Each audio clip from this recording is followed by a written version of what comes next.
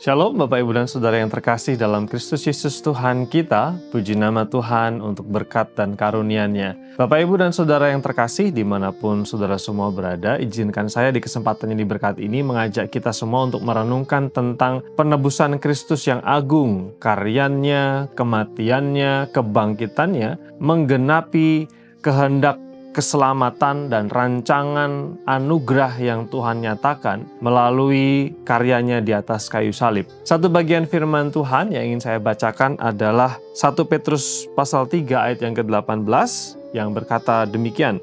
Sebab juga Kristus telah mati sekali untuk segala dosa kita, Ia yang benar untuk orang-orang yang tidak benar, supaya Ia membawa kita kepada Allah. Ia yang telah dibunuh dalam keadaannya sebagai manusia, tetapi yang telah dibangkitkan menurut roh. Pelajaran pertama dari firman Tuhan ini berkaitan dengan penebusan Kristus adalah penebusan yang sempurna. Kalau kita bicara tentang penebusan, bukan hanya sekedar misalnya kita menggadaikan barang, lalu kemudian kita menebus kembali barang itu dengan membayarkan uang yang kita terima sebelumnya atau kita pinjam sebelumnya. Tapi bicara tentang penebusan, dalam Alkitab bicara tentang korban. Harus ada pengganti, harus ada sesuatu yang direlakan sebagai pengganti.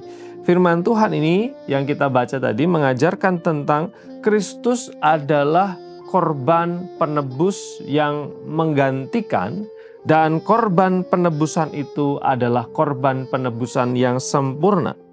Firman Tuhan tadi mengatakan, sebab juga Kristus telah mati sekali untuk segala dosa kita.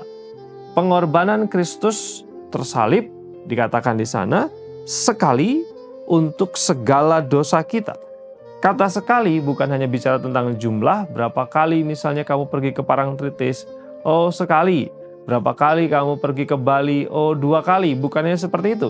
Tapi kata sekali di sini artinya genap, lengkap, dan tuntas. Kalau kita membandingkan apa yang dikatakan di dalam Ibrani pasal 9, maka digambarkan di sana ada perbandingan.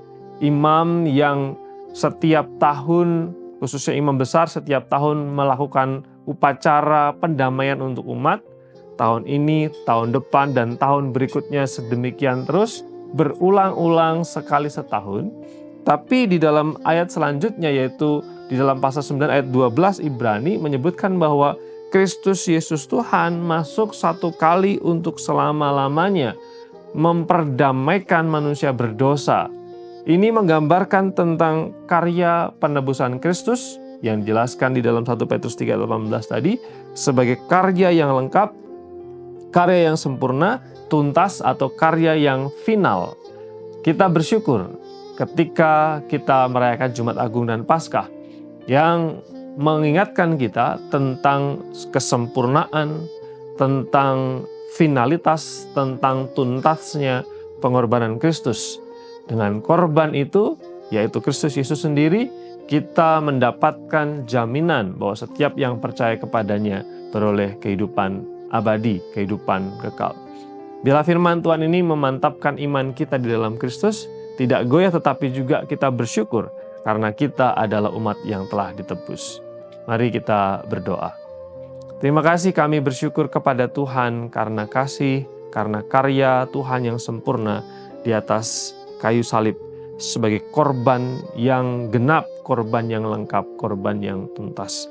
Kami bersyukur untuk kemurahan Tuhan. Berkat-Mu atas setiap jemaat Tuhan semua. Dalam nama Yesus kami berdoa. Amin.